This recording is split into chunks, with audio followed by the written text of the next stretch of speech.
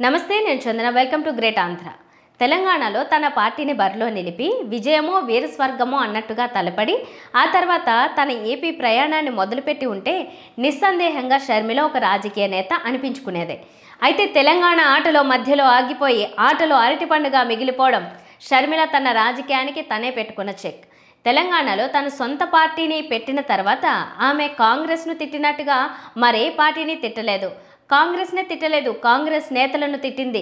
కాంగ్రెస్లోకి ఇదివరకటి విలీనాలను ఎత్తుకుని మరీ అందరినీ విమర్శించింది.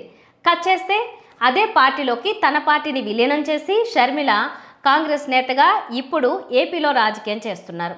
ఇక తను తెలంగాణ కోడలనని, తనది తెలంగాణ అంటూ ఇన్నాళ్ళు ఆమె అక్కడ చెప్పినా ఆమె ఇప్పుడు ఉన్న బలంగా ఏపీ పీసీసీ అధ్యక్షురాలు అయ్యారు. మరి తెలంగాణ కోడలు ఏపీ రాజకీయాల్లో ఏం పని? పెళ్లి తర్వాత పుట్టినింటితో కన్నా మెట్టినింటితోనే పయనం అన్నట్టుగా ఆమె థీరీ చెప్పారు. ఆడపిల్ల ఈడపిల్ల అంటూ ఆమె ట్రోల్ అయ్యారు. మరి అప్పటికి ఇప్పటికీ తేడా కేవలం ట్రోల్ కావడమే తప్ప మరేం లేదు. ఇప్పుడు ఆమె ఏం మాట్లాడినా గతంలో మాట్లాడిన దానికి విరుద్ధంగానే ఉంటుంది. దీంతో షర్మిల పొలిటికల్ ట్రోలర్స్కు మెటీరియల్ ఇవ్వడమే తప్ప సాధించేది అయితే శూన్యంగానే కనిపిస్తుంది.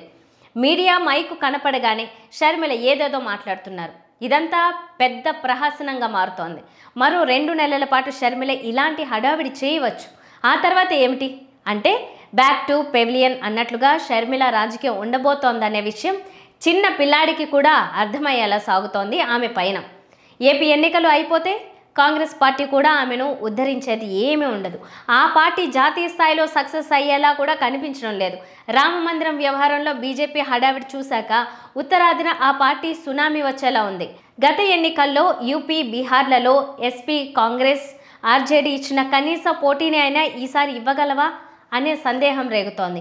రామమందిర నిర్మాణం పూర్తి కాకపోయినా ఎన్నికల ముందు కమలం పార్టీ దాన్ని గట్టిగానే వాడేసుకుంటోంది.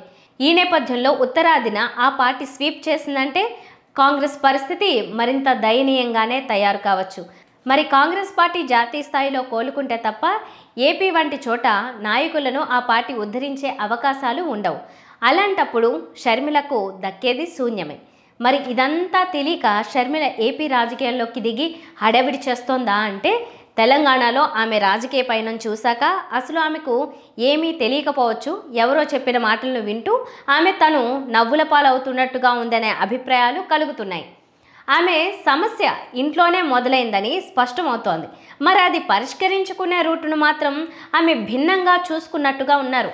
మొండి పట్టుదలకు పోయి ఏదో సాధించగలనని ఆమె తెలంగాణలో రాజకీయం మొదలుపెట్టారు. తీరా అక్కడ ఆ మొండి పట్టుదల ఎలాంటి ప్రయోజనాన్ని ఇవ్వలేదు.